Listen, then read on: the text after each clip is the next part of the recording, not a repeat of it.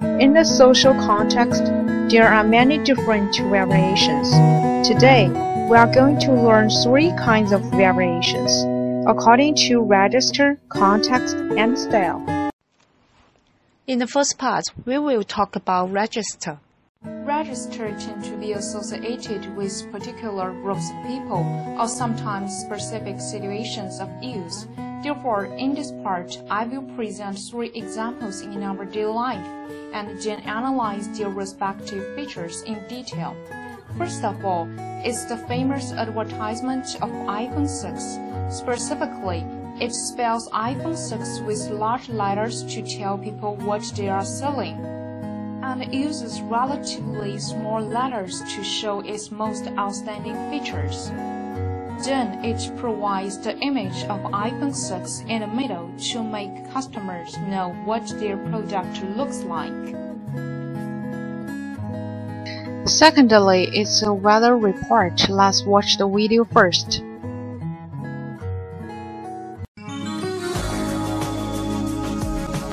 Good evening. It was mainly cloudy with a couple of rain patches today. As tonight's situation chat shows, the northeast monsoon is bringing generally fine weather to the South China coastal areas.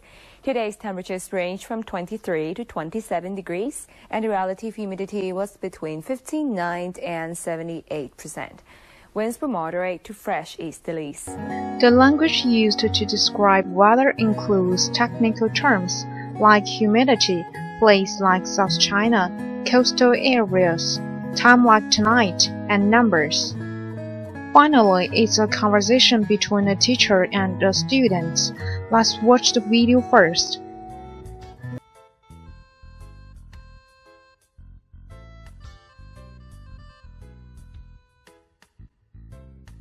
Have you done your homework, John?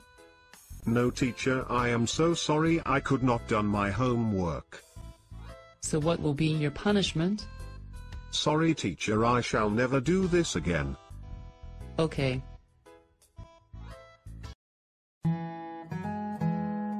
This conversation features with informal language including daily spoken words and patterns. So, have you understood the previous cases? I will show 3 examples and you need to summarize their features. Next part, we will talk about context. Language variation according to context focus on 2 aspects, convergence and divergence. Convergence happens when an individual adjusts his speech patterns to match those of people belonging to another group of social identity. Now let's vote for the best students later in your mind. 我觉得班长还不错，人也很负责任，但是呢，他有些做法我不是特别认同。啊，为什么呀？今天早上我不是没吃饭吗？然后上早自习的时候就吃了一点，然后他看到我了，还瞟了我一眼。真的呀？What do you think of your monitor? I think it's very good and responsible. Like, I once had a fever and missed out on some courses, but he helped me to catch up with it.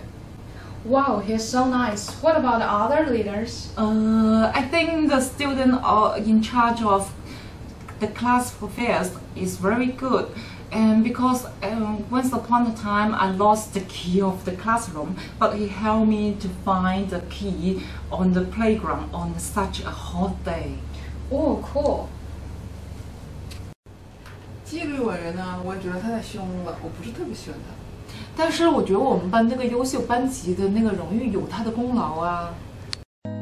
In the dialogue, when the teacher came in, Group A students changed their language from Chinese to English because they should discuss in English to cater for teachers' preference. Now, let's turn to the other aspect.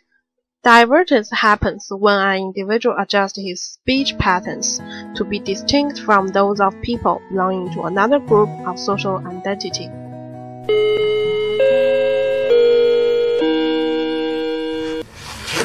那你还是投票给班长吧。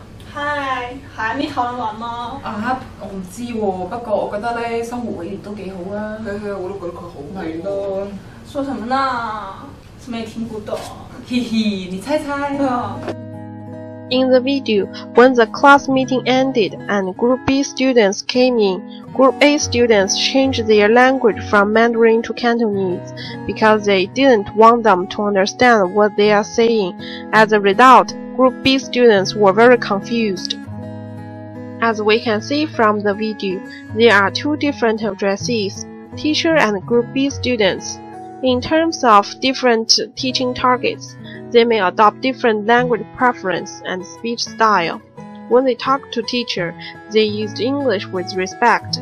However, when Group B came, Group A adopted Cantonese, which Group B cannot understand, and performed casually. Next, we will talk about style. Written and spoken versions of a language show different styles. Generally speaking, written English is always more formal than spoken English, but there are informal forms of written English, notably in fiction and in the popular press, and formal styles of spoken English, in particular discourse like seminar and speech. So what are the differences between formal and informal styles? Well, today we invite two ladies to tell us the level of formality. Welcome!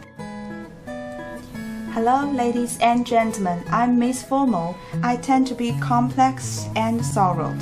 Hey everyone, I'm Miss Informal. I'm simple and more conversational. I take on more serious topics in a very direct way. I use a range of emotions and show more personality. Sorry, I can't say how's it going to act. Please explain one at a time. Miss Formal, you please. My pleasure. Like I said before, I am complex and sorrowed. I use verbal nouns, technical words, and passive in longer complete sentences. I'm objective and I state the main point confidently and offer full support arguments. And each of my main points are elaborated on and concluded. You'll find me in official reports and technical studies. And normally my audience are ordinary educated people. I'm not a person of style, so there are very few emotions included. Have I made myself understood? Hi guys, I'm Miss Informal and much more conversational than our formal friend. Sometimes I use slang or even figures of speech.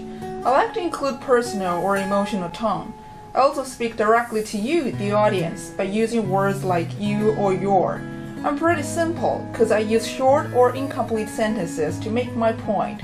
Oh, last thing, I like to keep it short, so I use contractions and abbreviations.